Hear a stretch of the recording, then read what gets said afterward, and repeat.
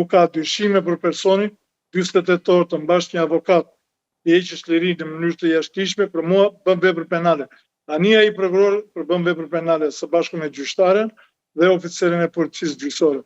Unë si shoqat së shpejti do të paraqesim një kallëzim, është përdorim detyre, rezullim nga të gjitha veprimtarit, qoftë oficerës policisë gjyqësore, prokurorës dhe gjyqtares, e cila ka kërcënuar ajo avokatin për të nxjerrë jashtë seancën për të marrë një avokat kryesisht. Madje mua më vjen keq për gjyqtaren, e cila ka baban të dënuar nga SPAK-u, 3 vjet për korrupsion dhe vazhdon të jenë gjykat. Neve sot duhet të analizojmë që të jesh gjyqtar në Republikën e Shqipërisë apo prokuror, duhet të jesh në radhë të parë me integritet, me profesionalizëm, po edhe familja duhet të jetë në radhë të parë një familje të cilët ka një besim në masën e gjerë.